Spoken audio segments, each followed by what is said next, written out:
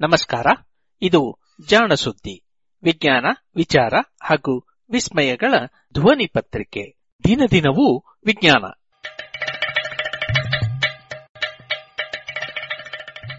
ಸಂಪುಟ 4 ಸಂಚಿಕೆ 31 ಅಕ್ಟೋಬರ್ 11, 2020. ಕಥಾ ಸಮಯ.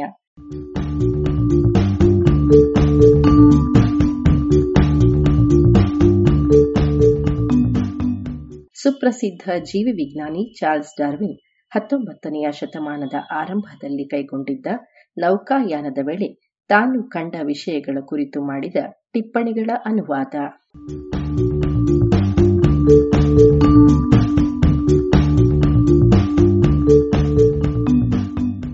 ನೆರವು ಶ್ರೀಮತಿ ನಾಗರತ್ನ ಸ್ಮಾರಕ ಅನುದಾನ.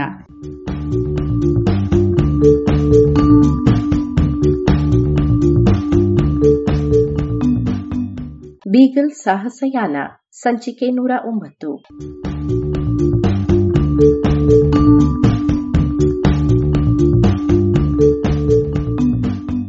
ಸೆಪ್ಟೆಂಬರ್ 13. ನಾವು ಕಾಖಿನಿಸ್ ಸ್ನಾನಛತ್ರವನ್ನು ತೊರೆದು ಮುಖ್ಯ ರಸ್ತೆಗೆ ಮರಳಿದೆವು. ರಿಯೋ ಕ್ಲಾರೋದಲ್ಲಿ ರಾತ್ರಿ ನಿದ್ರಿಸಿದೆವು. ಅಲ್ಲಿಂದ ಸ್ಯಾನ್ ಫರ್ನಾಂಡೋ ಪಟ್ಟಣಕ್ಕೆ ಸವಾರಿ ಮಾಡಿದೆವು. ಪಟ್ಟಣ ಸೇರುವುದಕ್ಕೂ ಮೊದಲು ಸುತ್ತಲೂ ಗುಡ್ಡಗಳಿಂದ ತುಂಬಿದ್ದ ನದಿ ಪಾತ್ರವು ದಕ್ಷಿಣದಲ್ಲಿ ಎಷ್ಟು ವಿಶಾಲವಾಗಿ ಬಯಲಾಗಿ ಹರಡಿಕೊಂಡಿತ್ತೆಂದರೆ ದೂರದಲ್ಲಿದ್ದ ಆಂಟೀಸ್ ಪರ್ವತವೂ ಕೂಡ ಸಮುದ್ರದಲ್ಲಿ ಕ್ಷಿತಿಜ ಕಾಣುವಂತೆ ತೋರುತ್ತಿತ್ತು. ಸ್ಯಾನ್ ಫರ್ನಾಂಡೋ ಸ್ಯಾಂಟಿಯಾಗೋದಿಂದ 40 ಲೀಗು ದೂರದಲ್ಲಿದೆ.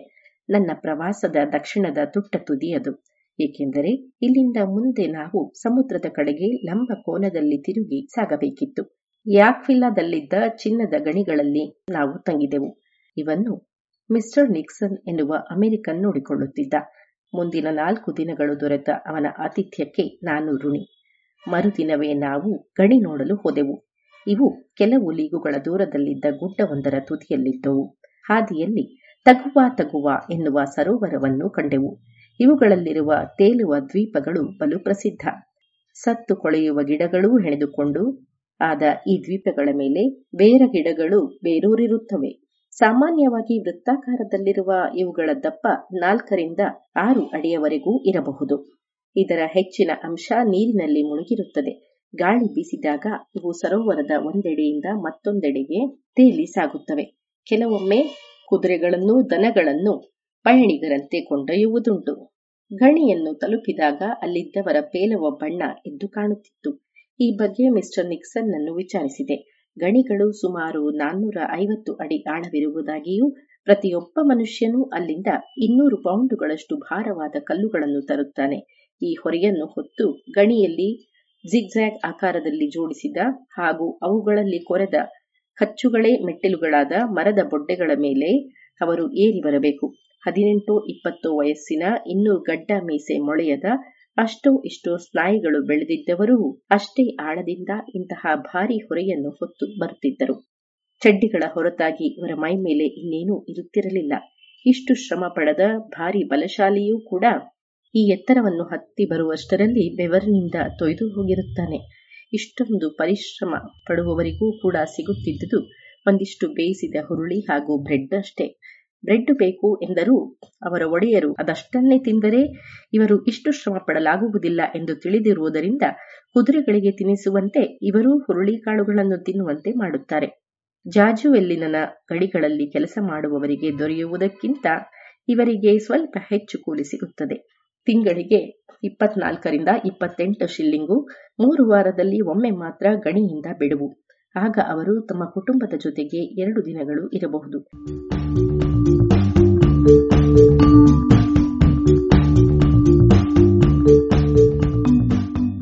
ಈ ಗಣಿಯ ಕೆಲವು ನಿಯಮಗಳು ಬಲು ಕ್ರೂರ ಎನಿಸುತ್ತವೆ. ಆದರೆ ಅದು ಒಡೆಯರಿಗೆ ಅನುಕೂಲವಾಗಿರುವಂಥವು. ಇಲ್ಲಿಂದ ಚಿನ್ನವನ್ನು ಕದಿಯಲು ಇರುವುದು ಒಂದೇ ಹಾದಿ. ಸಮಯ ಒದಗಿದಾಗ ಅದಿರನ್ನು ಕದ್ದೊಯ್ಯಬೇಕು. ಹೀಗೆ ಯಾವುದಾದರೂ ಅದಿರುಂಡೆ ಬಚ್ಚಿಟ್ಟುಕೊಂಡಿರುವುದು ಸಿಕ್ಕರೆ ಅದರ ಬೆಲೆ ಎಷ್ಟೋ ಅಷ್ಟೂ ಹಣ ಬರುವವರೆಗೂ ಎಲ್ಲರ ಕೂಲಿಯನ್ನು ಕಡಿತಗೊಳಿಸಲಾಗುತ್ತದೆ. ಹೀಗಾಗಿ ಒಬ್ಬರು ಇನ್ನೊಬ್ಬರ ಮೇಲೆ ಕಣ್ಣಿಟ್ಟೇ ಇರುತ್ತಾರೆ. ಎಲ್ಲ ಕೂಲಿಗಳು ಒಗ್ಗಟ್ಟಾಗದೆ ಹೀಗೆ ಕದಿಯಲಾಗದು. ಗಣಿಯಿಂದ ಅದಿರನ್ನು ಗಿರಣಿಗೆ ತಂದು ಬಲು ನಯವಾಗಿರುವಂತಹ ಪುಡಿ ಮಾಡುತ್ತಾರೆ. ನಂತರ ಅದನ್ನು ತೊಳೆದಾಗ ಎಲ್ಲ ಹಗುರವಾದ ಕಣಗಳೂ ಬೇರೆಯಾಗುತ್ತವೆ.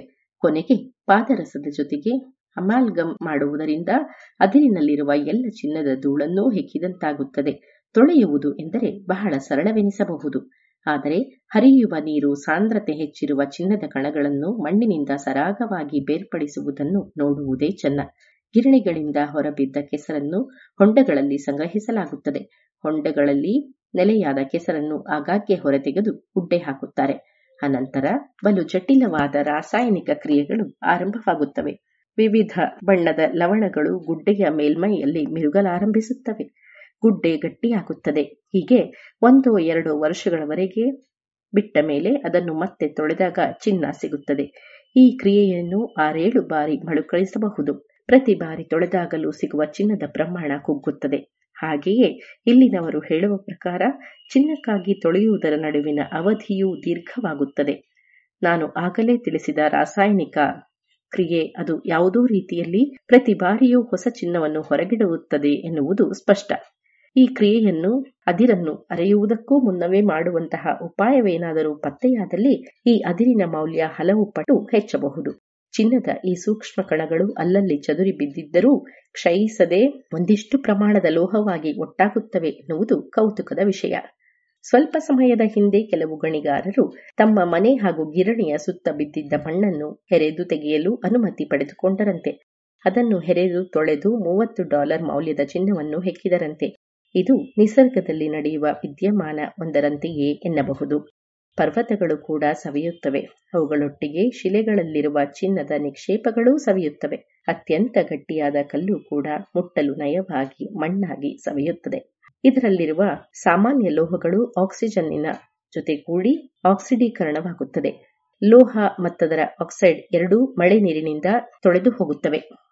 ಆದರೆ ಚಿನ್ನ, ಪ್ಲಾಟಿನಂ ಮತ್ತು ಇನ್ನು ಕೆಲವು ಲೋಹಗಳು ಅವಿನಾಶಿಗಳು. ಇವುಗಳು ಭಾರೀ ಆಗಿರುವುದರಿಂದ ತಳಕ್ಕೆ ಕುಸಿದು ಅಲ್ಲಿಯೇ ಉಳಿಯುತ್ತವೆ. ಈ ರೀತಿಯಲ್ಲಿ ನಿಸರ್ಗವೇ ಇಡೀ ಪರ್ವತವನ್ನು ಗಿರಣಿಯಾಡಿ ಚೆನ್ನಾಗಿ ತೊಳೆದ ಮೇಲೆ ಲೋಹಭರಿತ ಗಸಿ ಉಳಿಯುತ್ತದೆ. ಇದನ್ನೇ ಮನುಷ್ಯ ಇನ್ನಷ್ಟು ಬೇರ್ಪಡಿಸಿ ಉಪಯೋಗಿಸುತ್ತಾನೆ.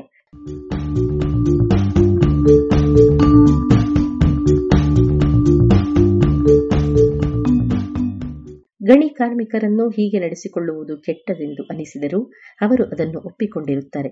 ಏಕೆಂದರೆ ಅಲ್ಲಿ ತೋಟಗಳಲ್ಲಿ ಕೂಲಿಗಳಾಗಿ ದುಡಿಯುವವರ ಪರಿಸ್ಥಿತಿ ಇನ್ನೂ ಹೀನಾಯವಾದದ್ದು. ಅವರಿಗೆ ದೊರೆಯುವ ಕೂಲಿಯೂ ಕಡಿಮೆ ಮತ್ತು ಅವರು ಕೇವಲ ಹುರುಳಿಕಾಳನ್ನಷ್ಟೇ ತಿಂದು ಬದುಕಬೇಕಾಗುತ್ತದೆ. ಈ ಬಡತನಕ್ಕೆ ಕಾರಣ ಅವರಲ್ಲಿರುವ ಜಮೀನುದಾರಿ ಪದ್ಧತಿ. ಜಮೀನಿನ ಒಡೆಯರು ಒಂದಷ್ಟು ಜಾಗವನ್ನು ಕೂಲಿಗಳಿಗೆ ಮನೆ ಕಟ್ಟಿಕೊಂಡು ಉದ್ದು ಬೆಳೆಯಲು ಕೊಟ್ಟಿರುತ್ತಾರೆ. ಇದಕ್ಕೆ ಬದಲಾಗಿ ಅವರು ಅಲ್ಲಿ ಯಾವುದೇ ಕೂಲಿಯೂ ಇಲ್ಲದೆ ಜೀವನ ಪರ್ಯಂತ ದುಡಿಯಬೇಕಾಗುತ್ತದೆ. ಬೆಳೆದ ಮಗನೊಬ್ಬ ದುಡಿದು ಗೇಣಿಯ ಬಾಡಿಗೆಯನ್ನು ನೀಡಬೇಕಲ್ಲದೆ ಬೇರೆ ಯಾರೂ ಅವನ ತುಂಡು ನೆಲವನ್ನು ನೋಡಿಕೊಳ್ಳಲು ಬರುವುದಿಲ್ಲ. ಹೀಗಾಗಿ ಈ ದೇಶದ ಕೂಲಿಗಳಲ್ಲಿ ಅತಿ ಬಡತನ ಸಾಮಾನ್ಯ. ಇಲ್ಲಿನ ನೆರೆಹೊರೆಯಲ್ಲಿ ಕೆಲವು ರೆಡ್ ಇಂಡಿಯನ್ನರ ಪಾಳು ಬೀಡುಗಳಿವೆ. ಇಂತಹದೊಂದು ಕಡೆ ನನಗೆ ಒಂದು ರಂಧ್ರ ಕೊರೆದ ಕಲ್ಲನ್ನು ತೋರಿಸಿದರು. ಮೊಲಿನಾ ಹೇಳುವಂತೆ ಇವು ಹಲವೆಡೆಗಳಲ್ಲಿ ಸಾಕಷ್ಟು ಅಧಿಕ ಸಂಖ್ಯೆಯಲ್ಲಿ ಕಾಣಿಸುತ್ತವೆ. ಇವೆಲ್ಲವೂ ಚಪ್ಪಟೆ ಮತ್ತು ವೃತ್ತಾಕಾರವಿದ್ದು 5-6 ಇಂಚು ವ್ಯಾಸದ್ದಾಗಿರುತ್ತವೆ. ನಟ್ಟ ನಡುವೆ ಒಂದು ರಂಧ್ರವಿರುತ್ತದೆ. ಇವನ್ನು ಬಡಿಗೆಗಳ ತುದಿಯಲ್ಲಿ ಕಟ್ಟಲಾಗುತ್ತಿತ್ತು ಎಂಬುದು ಸಾಮಾನ್ಯ ನಂಬಿಕೆ. ಆದರೆ ಇವುಗಳ ಆಕಾರ ಈ ಕೆಲಸಕ್ಕೆ ಹೊಂದಿಕೊಳ್ಳುವಂತೆ ಕಾಣುವುದಿಲ್ಲ. ದಕ್ಷಿಣ ಆಫ್ರಿಕಾದ ಕೆಲವು ಬುಡಕಟ್ಟು ಜನಾಂಗದ ಮಂದಿ ಒಂದು ತುದಿಯಲ್ಲಿ ಮೊನಚಾಗಿರುವ ದೊಣ್ಣೆಯಿಂದ ಗೆಣಸನ್ನು ನೆಲದಿಂದ ಅಗೆದು ತೆಗೆಯುತ್ತಾರೆ ಎಂದು ಬುರ್ದೆಲ್ ಹೇಳಿದ್ದಾನೆ. ಆ ಕೋಲಿನ ಬಲವನ್ನು ಹೆಚ್ಚಿಸಲು ಮತ್ತೊಂದು ತುದಿಯನ್ನು ಕಲ್ಲೊಂದರಲ್ಲಿ ಮಾಡಿರುವ ರಂಧ್ರದಲ್ಲಿ ಭದ್ರವಾಗಿ ಸಿಕ್ಕಿಸಿರುತ್ತಾರಂತೆ. ಚಿಲಿಯ ಪೂರ್ವಜರು ಕೂಡ ಕೃಷಿಗಾಗಿ ಇದೇ ರೀತಿಯ ಒರಟು ಸಾಧನವೊಂದನ್ನು ಬಳಸಿರಬಹುದಾದ ಸಾಧ್ಯತೆಗಳಿವೆ. ಒಂದು ದಿನ ರೇನೋಸ್ ಎನ್ನುವ ಪ್ರಕೃತಿ ವಿಜ್ಞಾನಿ ಹಾಗೂ ಸಂಗ್ರಾಹಕ ಹೆಚ್ಚು ಕಡಿಮೆ ಒಬ್ಬ ಸ್ಪೇನಿಯ ವಕೀಲ ಭೇಟಿ ನೀಡಿದ ಸಮಯಕ್ಕೆ ಭೇಟಿ ನೀಡಿದ. ಇವರಿಬ್ಬರ ನಡುವೆ ನಡೆದ ಸಂಭಾಷಣೆಯನ್ನು ಕೇಳಿ ನನಗೆ ಮೋಜೆನ್ನಿಸಿತು. ರೇನೋಸ್ ಎಷ್ಟು ಸೊಗಸಾಗಿ ಸ್ಪೇನಿಷ್ ಭಾಷೆಯನ್ನು ಮಾತನಾಡುತ್ತಾನೆಂದರೆ ಆ ಮುದಿ ವಕೀಲ ಅವನನ್ನು ಚಿಲಿಯವ ಎಂದೇ ಭಾವಿಸಿಬಿಟ್ಟಿದ್ದ. ನನ್ನನ್ನು ಕುರಿತು ಮಾತನಾಡುತ್ತಾ ರೇನೋಸ್ ಇಂಗ್ಲೆಂಡಿನ ರಾಜ ಹೀಗೊಬ್ಬರನ್ನು ಚಿಲಿಯಲ್ಲಿನ ದುಂಬಿಗಳು ಹಲ್ಲಿಗಳನ್ನು ಸಂಗ್ರಹಿಸಿ ಕಲ್ಲು ಒಡೆಯಲೆಂದು ಕಳಿಸಿದ್ದರ ಬಗ್ಗೆ ಅವನಿಗೇನನಿಸುತ್ತದೆ ಎಂದು ಆ ವಕೀಲನನ್ನು ಕೇಳಿದ. ಈ ಬಗ್ಗೆ ಸ್ವಲ್ಪ ಹೊತ್ತು ಗಂಭೀರವಾಗಿ ಆಲೋಚಿಸಿದ ಆ ಅಜ್ಜ ಸ್ಪೇನಿಷ್ ಭಾಷೆಯಲ್ಲಿ ಹೀಗೆ ಹೇಳಿದ: ಇಲ್ಲಿ ಯಾವ ಬೆಕ್ಕು ಬಚ್ಚಿಟ್ಟುಕೊಂಡಿದೆ ಎಂದು ಯಾರಾದರೂ ಇಂತಹ ಕಸವನ್ನು ಹೆಕ್ಕಲು ಬರುತ್ತಾರೆ? ಅವರನ್ನು ಕಳಿಸುವಷ್ಟು ಶ್ರೀಮಂತರಿರಬೇಕಲ್ಲ ಎಂದನಲ್ಲದೆ ನನಗೆ ಅದು ಇಷ್ಟವಾಗುವುದಿಲ್ಲ. ನಾವೇ ಯಾರಾದರೂ ಇಂಗ್ಲೆಂಡಿಗೆ ಹೋಗಿ ಈ ಕೆಲಸ ಮಾಡಿದರೆ ಇಂಗ್ಲೆಂಡಿನ ರಾಜ ನಮ್ಮನ್ನು ಅಲ್ಲಿ ಇರಲು ಬಿಟ್ಟಾನೆಯೇ, ಹೊರಗೋಡಿಸುವುದಿಲ್ಲವೇ ಎಂದು ಪ್ರಶ್ನಿಸಿದ. ಈ ಅಜ್ಜ ಇಲ್ಲಿನ ಸುಶಿಕ್ಷಿತ ಹಾಗೂ ಬುದ್ಧಿವಂತ ವರ್ಗದವನಂತೆ. 2-3 ವರ್ಷಗಳ ಹಿಂದೆ ರೆನೋಸ್ ಸ್ಯಾನ್ ಫರ್ನಾಂಡೋದ ಮನೆಯೊಂದರಲ್ಲಿ ಸ್ವತಃ ಕೆಲವು ಕಂಬಳಿ ಹುಳುಗಳನ್ನು ಒಬ್ಬ ಹುಡುಗಿಗೆ ನೀಡಿ ಅದು ಚಿಟ್ಟೆಯಾಗುವ ತನಕ ಸಾಕಲು ಬಿಟ್ಟಿದ್ದನಂತೆ. ಈ ಸುದ್ದಿ ಪಟ್ಟಣದಲ್ಲೆಲ್ಲ ಹರಡಿ ಅಲ್ಲಿನ ಪಾದ್ರಿ ಹಾಗೂ ಗವರ್ನರ್ ಇದರ ಬಗ್ಗೆ ಚರ್ಚಿಸಿ ಇದು ಅಪರಾಧ ಎಂದು ತೀರ್ಮಾನಿಸಿದರಂತೆ. ಅನಂತರ ರೆನೋಸ್ ಮರಳಿದಾಗ ಅವನನ್ನು ಬಂಧಿಸಿದ್ದರು.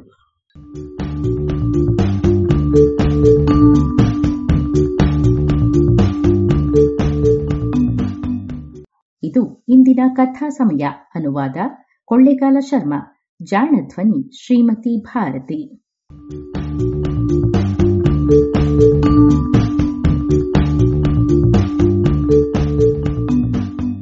ನೆರವು ಶ್ರೀಮತಿ ನಾಗರತ್ನ ಸ್ಮಾರಕ ಅನುದಾನ.